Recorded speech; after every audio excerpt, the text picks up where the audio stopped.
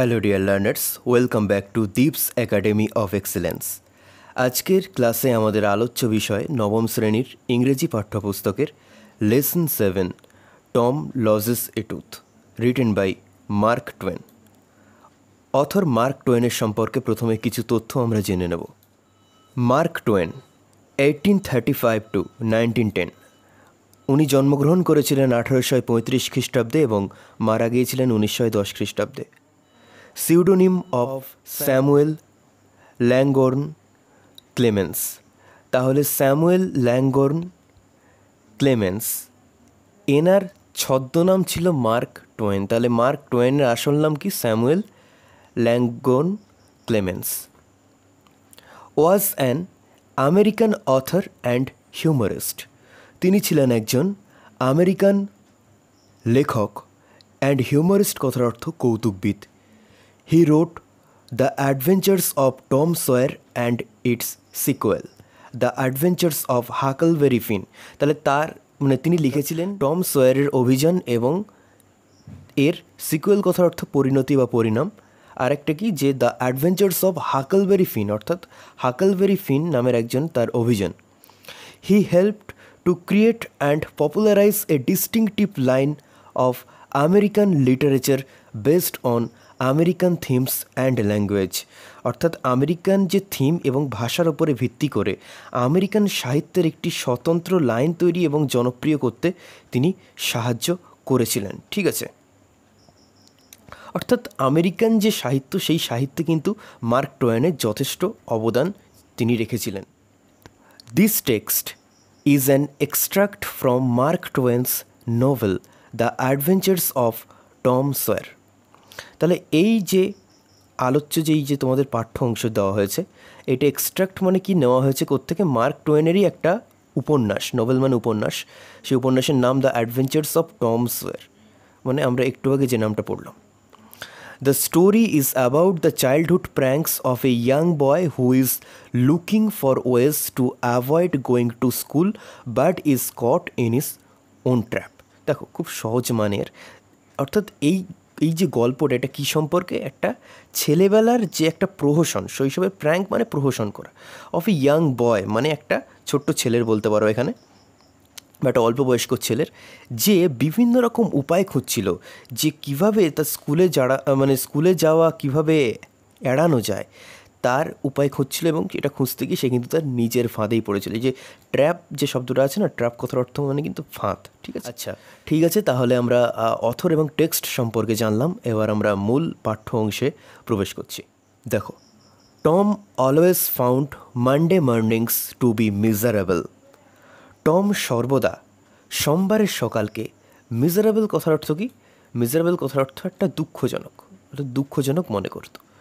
Monday began another week's slow suffering in school, অর্থাৎ সোমবারেই শুরু হতো বা এখানে হয়েছিল অ্যানাদার উইকস মানে আরও একটা সপ্তাহের, স্লো সাফারিং ইন স্কুল মানে স্কুলের একটা ধীর যন্ত্রণার, বা সোমবার আসলে বিদ্যালয়ে আরেকটি ধীর যন্ত্রণার সপ্তাহের শুরু হতো। মানে এই যে মানে কারণ বলছি, মানে এর আসলে মানেটা কি, যে এই যে অ্যাকচুয়ালি এই যে টম, এ কিন্তু খুবই ফাঁকিবাজ ছিল। ঠিক আছে, এ সবসময় চেষ্টা করতো যে স্কুল কামাই করে কীভাবে ঘরে বসে থাকা যায়, কীভাবে ঘরের সময় নষ্ট করা যায়, এইটাই। ঠিক আছে, অর্থাৎ তার এই ফাঁকিবাজি বুদ্ধির জন্যই কিন্তু সে এটাকে স্লো সাফারিং, এটা সে বলেছে আর কি, মানে এটা ভোগান্তির সাথে তুলনা করেছে। স্কুলে যাওয়াটাকে সে কষ্টজনকভাবে দেখেছে আর কি। Next line, Tom lay thinking. Tom শুয়ে ভাবছিল। Presently he wished that, presently মানে এখন, he wished that he was sick. সে ভাবছিল আর কি, মানে সে আশা করেছিল, প্রত্যাশা করেছিল যে সে যদি অসুস্থ হতো, then he could stay home from school. তো তাহলে এখন যদি সে অসুস্থ হতো, তাহলে সে স্কুলে না গিয়ে বাড়িতেই থাকতে পারত। এটা সে একটা প্রত্যাশা করছিল মনে মনে আর কি। He investigated his body with the hope of finding some element.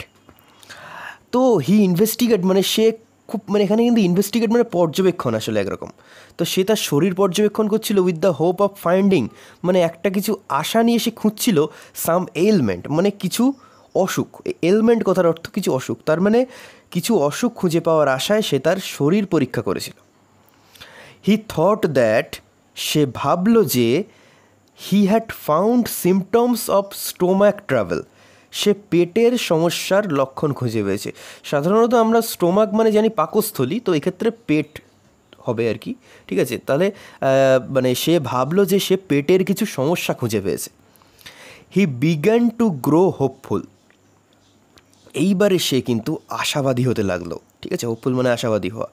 However the symptoms soon grew feeble and wholly went away. দেখো কাণ্ড, তাহলে কী হলো? হাউএভার মানে যাই হোক, দ্য সিমটমস মানে সেই লক্ষণগুলি সুন শীঘ্রই, গ্রিউ ফিভল, ফিভল কথার অর্থ দুর্বল হয়ে পড়া, আর গ্রিউ ফিভল মানে দুর্বল হয়ে পড়েছিল। অ্যান্ড হোললি এবং সম্পূর্ণভাবে ওয়েন্ট অ্যাওয়ে মানে একেবারে উধাও, উবে গেল আর কি। নেক্সট স্ট্যান্জে দেখো, টম থট ফার্দার, টম আরও ভাবল। সাডেনলি, হঠাৎ, হি ডিসকভার্ড সামথিং, সে কিছু আবিষ্কার করল। One of his upper front teeth was loose, তার সামনের ওপরের একটি দাঁত আলগা হয়ে গিয়েছিল। হি ফেল্ট লাকি, সে নিজেকে ভাগ্যবান মনে করল। He was about to groan when it occur to him, অর্থাৎ কি বলছে যে মানে সে যখন আর্তনাদ করতে যাচ্ছিল, গ্রোন কথার অর্থ কি, ওই যে অ্যাকচুয়ালি যেটা গ্রোন মানে ওই একটা আর্তনাদ টাইপের, মানে যাকে আমরা গোঙানিও বলে থাকি, তো সে সেটা করতে যাচ্ছিল। হোয়েন ইট অকার টু হিম, এইবারে ঠিক সেই সময় তার মনে পড়লো, এখানে অকার টু হিম মানে কিন্তু তার মনে পড়লো বা তার খেয়ালে আসলো। কি খেয়াল হলো তার? That if Aunt Polly was to know she would surely pull it out and that would hurt. তার মানে যদি কাকিমা পলি এই ব্যাপার জানতে পারতেন বা জানতে পারেন, তাহলে নিঃসন্দেহে তিনি এটিকে তুলে দিতেন এবং সেটি ভীষণ কিন্তু যন্ত্রণাদায়ক বা কষ্টদায়ক হতো তার কাছে। তার মানে এখানে আমরা নতুন একটা ক্যারেক্টারের সাথে পরিচিত হলাম তার পরিবারের, তার নাম হচ্ছে কাকিমা পলি বা আন্ট পলি, যাকে কিন্তু টম খুব ভয় পায়, সেটা টমের এই হাবভাব দেখেই কিন্তু বোঝা যাচ্ছে। ঠিক আছে, আমরা আরও পড়তে থাকি, আরও আমরা জানতে পারবো আন্ট পলি সম্পর্কে। টম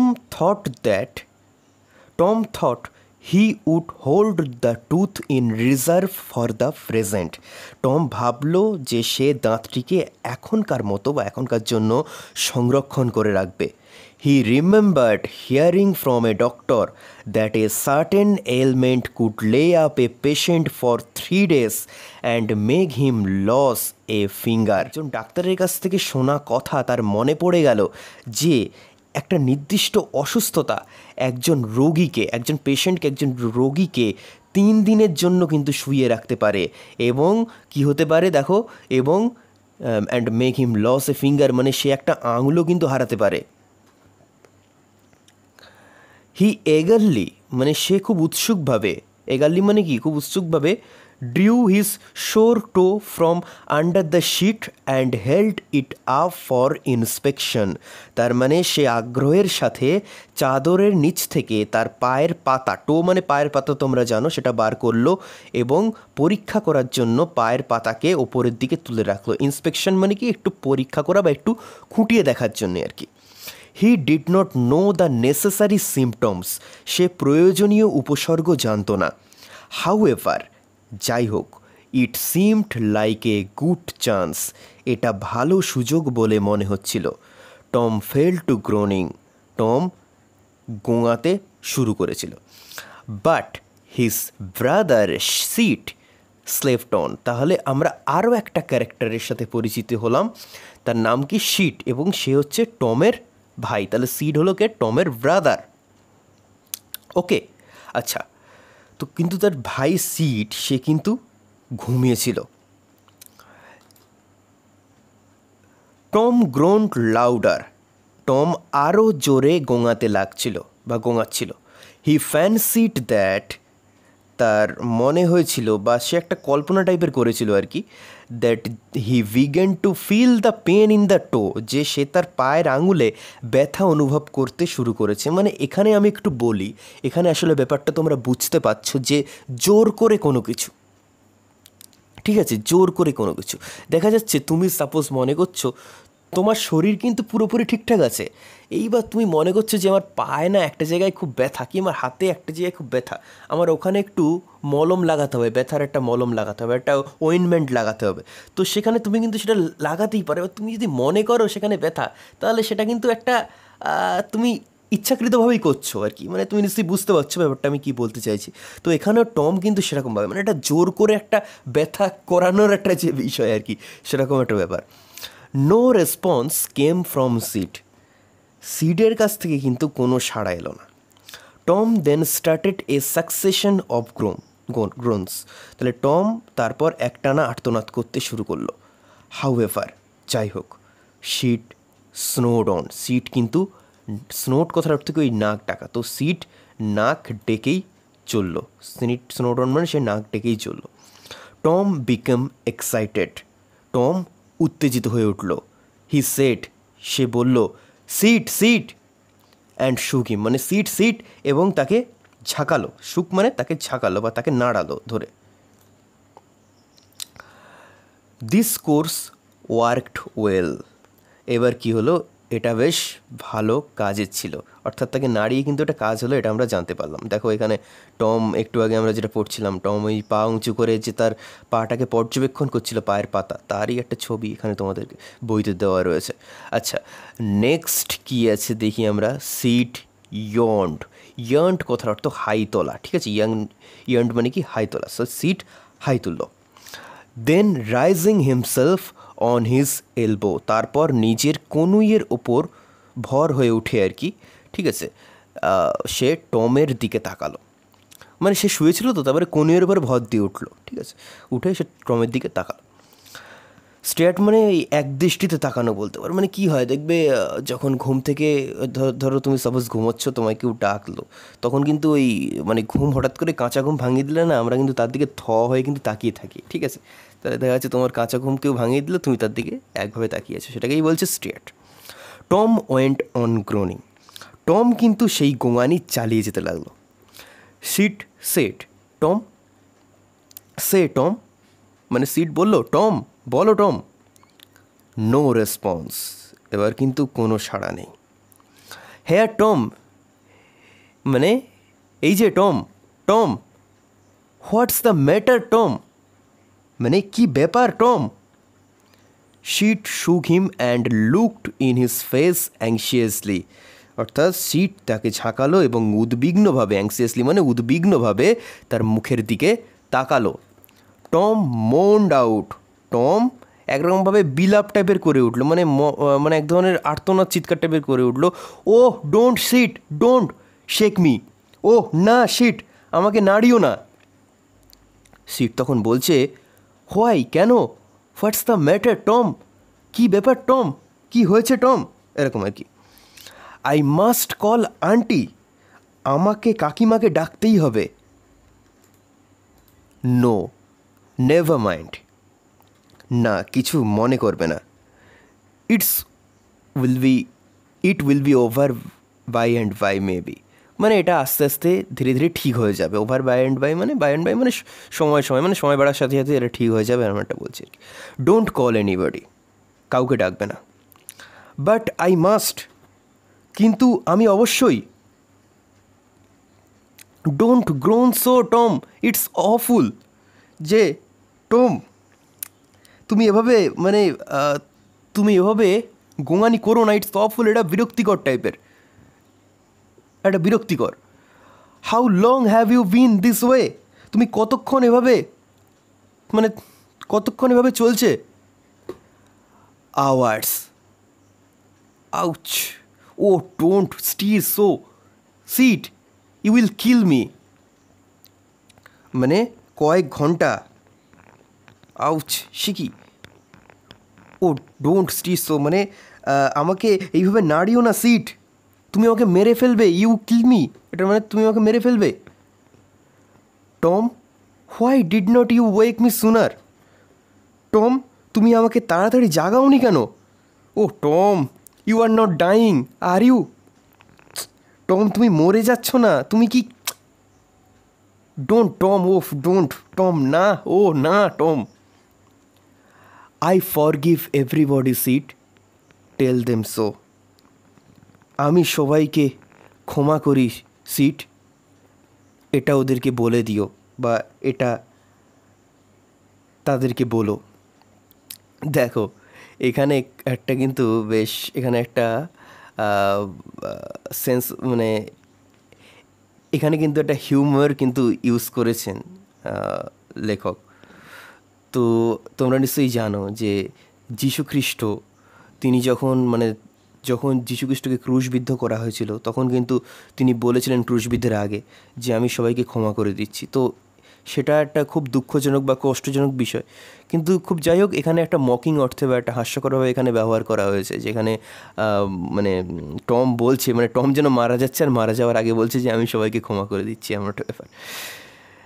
নেক্সট লাইন দেখো, Sid had rushed to call help, Sid ছুটে গেল সাহায্যের খোঁজে। Tom's imagination was working perfectly by now, টমের ইমাজিনেশন মানে কল্পনা এতক্ষণ পর্যন্ত কিন্তু পুরোপুরি কাজ করছিল। And his groans had gathered a genuine tone, এবং তার আর্তনাদগুলি একটা আসল সুর নিয়েছিল। মানে জেনুইন টোন মানে এটা কি, আসলে সে তো ফেকভাবে করছিল একটা, তার যে সে যে আর্তনাদ বা তার যে একটা গোঙানি সেটা তো সে মিথ্যা ছিল, তাই না? তো যাই হোক মিথ্যা হলেও সেটা কিন্তু সে সত্যির একটা রূপ কিন্তু সে এই সময়ের মধ্যে দিতে পেরেছিল। কারণ সিট তো তোমরা নিশ্চয়ই বুঝতে পারছো যে তার ভাই সিট তাকে নিয়ে কতটা টেন্সড, কতটা তাকে নিয়ে চিন্তিত হয়ে পড়েছে আর কি। মিনহোয়াইল ইতিমধ্যে Sid flew down stairs and set, Sid সিঁড়ি দিয়ে নেমে এসেছিল। মিনহোয়াইল ইতিমধ্যে Sid flew down stairs and set, Sid সিঁড়ি দিয়ে নিচে নেমে গেল এবং বলল, ও আন্ট পলি কাম, ও কাকিমা পলি আসুন। টমস ডাইং, মানে টম ইজ ডাইং, মানে টম মারা যাচ্ছে। ডাইং, মরে যাচ্ছে? Yes, don't wait, come quick. হ্যাঁ, অপেক্ষা করবেন না, তাড়াতাড়ি আসুন। What rubbish, I don't believe it, কী বাজে কথা। হোয়াট রাবিশ মানে কি? হোয়াট রাবিশ কথাটা তো কী বাজে কথা। আই ডোন্ট বিলিভ ইট মানে আমি এটা বিশ্বাস করি না। Sid flew upstairs with sheet, she flew upstairs with sheet and Mary, Tom's cousin. দেখো আরও একটা নতুন ক্যারেক্টারের সাথে আমাদের পরিচয় হলো, ম্যারি। ম্যারিকে টমস কাজিন মানে টমের খুঁড়তুতো বোন। তাহলে এবার কি হলো যে শিট কি হলো, শিট তিনি শিট এবং টমের খুঁড়তুতো বোন মেরির সাথে ওপরে চলে এলেন। ঠিক আছে, ওপরে খুব মানে ফ্লিউ মানে এখানে কিন্তু উড়ে আসা নয়, আসলে খুব দ্রুত পদে আসা, তাকেই ফ্লিউ বলা হয়েছে আর কি। মানে টম মরে যাচ্ছে শুনে মানে কী বলবো, মানে আন্ট পলি সমস্ত কাজ পেলে একদম মানে ছুটেছে আর কি, সেটাই বোঝাতে চাইছে। হার ফেস গ্রিউ পেল অ্যান্ড হার লিপস ট্রেম্বেল্ড, তার মুখ ফ্যাকাশে হয়ে গিয়েছিল এবং তার ঠোঁট কাঁপছিল। When she reached the bedside she gasped out, মানে তিনি যখন বিছানার পাশে পৌঁছেছিলেন তিনি হাঁপ ছেড়েছিলেন। Tom Tom, what's the matter with you? Tom Tom, তোমার সাথে কী হয়েছে? ওহ আন্টি আই অ্যাম, ওহ কাকিমা আমি, মানে এই অবধি বলছে টম আর কি। What is the matter with you child? আরে বাবা তোমার কি ব্যাপার, তোমার সাথে কি হয়েছে বাচ্চা?